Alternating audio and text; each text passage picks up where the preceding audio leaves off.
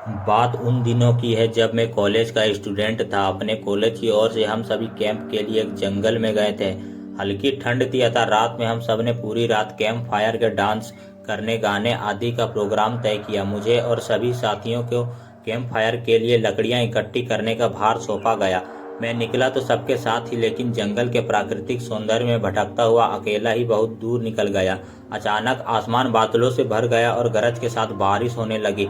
बादलों के लगातार गरजने से मैं पेड़ के नीचे खड़ा रहना मुनासिब न समझ आसपास किसी घर की तलाश में एक दिशा में भागने लगा।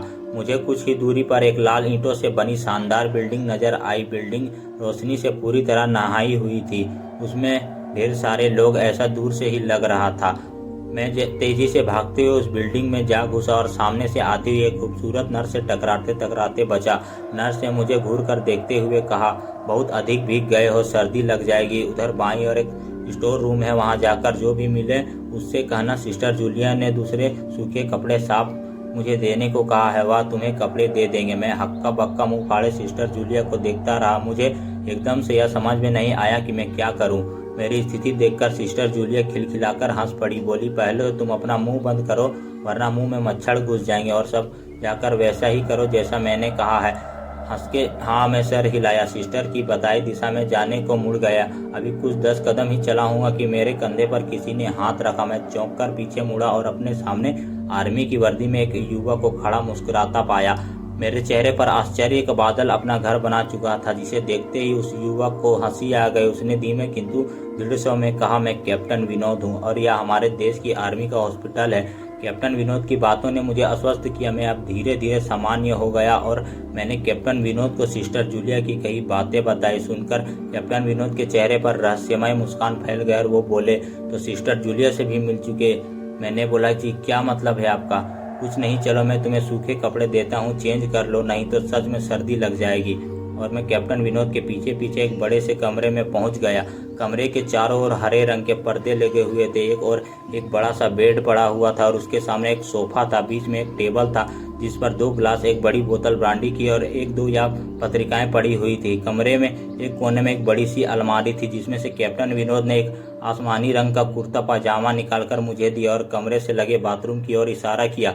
मैं बाथरूम से कपड़े चेंज कर जैसे ही निकलने लगा, मेरी नज़र बाथरूम की एक दीवार पर पड़ी। वह खून के छींटों से भरी हुई थी। यह देखकर मैं घबरा गया और जल्दी से बाहर निकलने को मुड़ा कि बाथरूम में लगे आईने में खुद को ही देखकर चौंक गया। आईना में मेरा पूरा शरीर तो नजर आ रहा था, लेकिन मेरे शरीर में मेरा सर ही गायब था। अब मुझे डर लग रहा था कि मैं हड़बड़ाकर बाथरूम से निकल गया। मुझे इस तरह बाहर निकलते देख कैप्टन विनोद ने हंसकर पूछा, क्या हुआ? अरे हाँ, तुम तो अब तक मुझे अपना नाम ही नहीं बताया। कहाँ जाओगे? बाहर बहुत तेज बारिश हो रही है, लेकिन तुम जाना क्यों चाहते हो अचानक? यह मैं समझ नहीं पा रहा हूँ। कैप्टन विनोद, आपकी बाथरूम की एक दीवार पूरी खून से छींटों से भरी हुई है और आपके बाथरूम में लगा आईना भी कुछ अजीब सा है।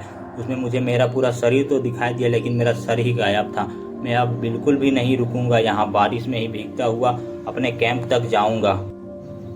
कहते हुए मैं कमरे से बाहर जाने वाले दरवाजे की ओर बढ़ा। रुको! तभी कैप्टन विनोद की कड़कती आवाज़ गूंजी, तो तुमने सब कुछ देख लिया? मैंने बोला, जी क्या मतलब आपका? मेरी आवाज़ में डर भर गया था। मतलब चाहे जो हो, तुम तब तक यहाँ नहीं जा सकते जब तक मैं तुम्हें कुछ बता ना दूँ। क्या बताना चाहते हैं आप? जो आज तक कोई जान नहीं सका, तो आज तक कोई जान नहीं सका। मैं जानकर क्या करूँगा? प्लीज़ अब मुझे जाने दें। मैं डर से रुआंसा हो गया। नहीं, बिल्कुल नहीं, और तुम्हें मुझसे डरने की कोई भी जरूरत नहीं। सैनिक सबकी रक्षा के लिए होते हैं, मैं तुम्हारी सुरक्षा ही कर रहा हूँ। कैप्टन विनोद के स्वर में कोमलता थी। और मेरे साथ इस सोफे पर बैठ जाओ, मैं तुम्हें एक कहानी सुनाता हूँ। कहानी खत्म होते ही मैं तुम्हें तुम्हारे कैंप तक जीप से छोड़ दूंगा। वैसे भी तुम अपने साथियों से काफी आगे निकल आए हो, वहां तक तुम अब चलते हुए शायद पहुंच ना पाओ। कैप्टन विनोद के स्वर में जाने कैसी जिज्ञासा थी। मैं जाकर उसके बगल में बैठ गया। कैप्टन विनोद ने कहा शुरू किया, दुश्मनों ने धोखे से हमारे अस्पताल को अपना निशाना बनाया। दुश्मन देश के 2 सैनिक हमारे सैनिक के वेश में आए, हमारे घायल सैनिकों को लेकर आए। वह घायल था और हमारे देश की सेना ने उसे बहुत ढूंढा, लेकिन नहीं मिला था। शायद साजिश के तहत उसे घायल होते घुसपैठियों ने कहीं छिपा दिया था। अचानक अपने खोए हुए सैनिक को अपने हॉस्पिटल में पाकर सभी खुश हो गए और बिना अधिक जांच पड़ताल किए हॉस्पिटल के गेस्ट रूम में घायल को लेकर आने वाले 6 वेशधारियों ने ठहरने की इजाजत दे दी। गई। अभी उस सैनिकों का इलाज ही चल रहा था कि जोरों का ब्लास्ट हुआ और पूरा हॉस्पिटल एक पल में खंडहर में तब्दील हो गया। तब मैंने कहा, लेकिन हॉस्पिटल तो अपनी शानदार स्थिति में खड़ा है। मेरी बातों को अनसुना कर कैप्टन विनोद ने अपनी बात जारी रखी। कोई नहीं बचा उस ब्लास्ट में। दीवार पर पड़े खून के छींटे भी उसी ब्लास्ट में मारे गए हॉस्पिटल के कर्मचारियों के हैं। मैंने बोला, हाँ, पर यह हॉस्पिटल तो मुझे खंडहर नहीं दिखता। जवाब में कैप्टन विनोद के चेहरे पर रहस्यमय मुस्कान फैल गई और उनका चेहरा अजीब भावों से भर गया। मैं उसके चेहरे को देखकर अंदर से दहल गया। फिर भी मैंने हिम्मत कर पूछा, उस ब्लास्ट में बच कैसे गए? सुनते ही कैप्टन विनोद ठहाका लगाकर हंस पड़े और मुझ पर एक भरपूर नज़र डालते हुए कहा, यह कहानी आज से मात्र 10 वर्ष पहले की और मैं आज से 50 वर्ष पहले मर चुका हूँ। इसके आगे उन्होंने क्या कहा मुझे कुछ नहीं मालूम। चेहरे पर गीलापन का एहसास जब काफ़ी हुआ तो मैंने जैसे नींद से जगा। मुझे घेरे हुए मेरे साथी, सहपाठी और टीचर खड़े थे। मेरे आंखें खुलते ही सर ने कहा, थैंक गॉड तुम्हें होश आ गया। मैं बोला, क्या हुआ? मैं बेहोश था। हाँ, तुम जंगल में जाने कैसे भटक गए थे? जब सभी लौट आए और तुम नहीं आए तो हम सब मिलकर तुम्हें ढूंढने निकले।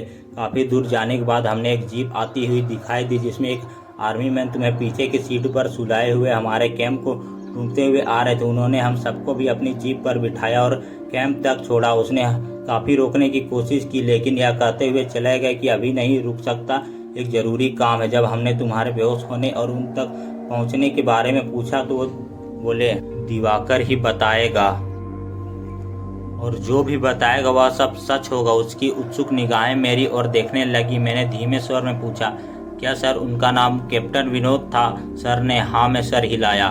मैंने सबको उधर चलने को कहा जिधर से सबने जीप आती हुई देखी। पहले तो सर तैयार नहीं हुए लेकिन मेरे बहुत कहने पर वो राजी हो गए। सुबह होते ही हम उधर की ओर चल गए। मैं उस जगह पर पहुंचकर गहरे आश्चर्य में डूब गया। वहाँ एक अधजला खंडहर था जिसके एक टूटे पत्थर पर लिखा था आर्मी हॉस्पिटल।